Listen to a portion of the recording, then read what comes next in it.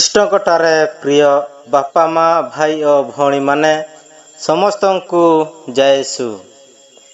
ଆଜି ଆମେ ଏହି ଭିଡ଼ିଓରେ ଜାଣିବା ଆମେ କିପରି ପ୍ରାର୍ଥନା କରିବା ଯାହାଦ୍ୱାରା ଆମର ସବୁ ଦୁଃଖ କଷ୍ଟ ଦୂର ହୋଇଯିବ।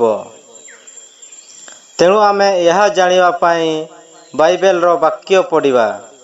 ଲୁକ୍ ଲିଖିତ ସୁସମାଚାର ଅଧ୍ୟାୟ 5 ପଦ ସଂଖ୍ୟା 12-13 ପଢ଼ିବା। ସେ ଗୋଟିଏ ନଗରରେ ଥିବା ସମୟରେ ଦେଖ ଜଣେ ସର୍ବାଙ୍ଗ କୁଷ୍ଠି ଲୋକ ସେ ସ୍ଥାନରେ ଥିଲେ।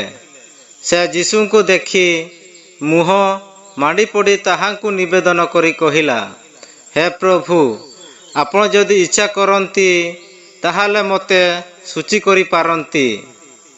ସେଥିରେ ସେ ହାତ ବଢ଼େଇ ତାହାକୁ ଛୁଇଁ କହିଲେ, ମୁଁ ଇଚ୍ଛା କରୁଅଛି, ଶୁଚି ହୁଅ। ସେ କ୍ଷଣି କୁଷ୍ଠରୋଗ ତାହାଠାରୁ ଦୂର ହେଲା।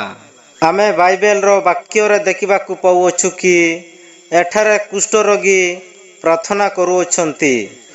ସେ ଯେତେବେଳେ ଯୀଶୁଙ୍କୁ ଦେଖିଲେ ମୁହଁ ମାଡ଼ିପଡ଼ି ନମ୍ର ହୋଇ ଯୀଶୁଙ୍କୁ ନିବେଦନ କରି କହିଲା, ହେ ପ୍ରଭୁ, ଆପଣ ଯଦି ଇଚ୍ଛା କରନ୍ତି ତାହେଲେ ମୋତେ ଶୁଚି କରିପାରନ୍ତି।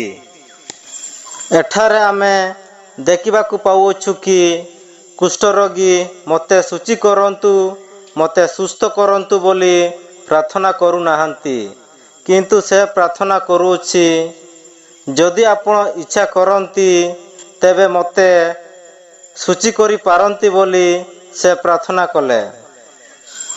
ଖ୍ରୀଷ୍ଟଙ୍କଠାରେ ପ୍ରିୟ ବାପା ମା ଭାଇ ଓ ଭଉଣୀମାନେ, ଆମର ଜୀବନରେ ଯୀଶୁଙ୍କର ଇଚ୍ଛା ହିଁ ପୂରା ହୋଇଥାଏ।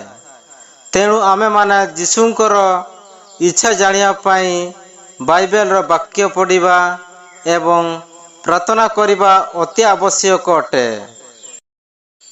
ଯେଉଁମାନେ ଏହି ଭିଡ଼ିଓକୁ ଦେଖୁଅଛନ୍ତି ସେମାନଙ୍କୁ ମୋର ଅନୁରୋଧ କି ଆପଣମାନେ ସବୁବେଳେ ପ୍ରାର୍ଥନା କରିବା ପାଇଁ ଚେଷ୍ଟା କରନ୍ତୁ, ବାଇବେଲର ବାକ୍ୟ ପଢ଼ିବା ପାଇଁ ଚେଷ୍ଟା କରନ୍ତୁ, କାରଣ ଏହାଦ୍ୱାରା ଆପଣଙ୍କର ଯୀଶୁଙ୍କ ସହିତ ଗଭୀର ସମ୍ପର୍କ ହୋଇଥାଏ।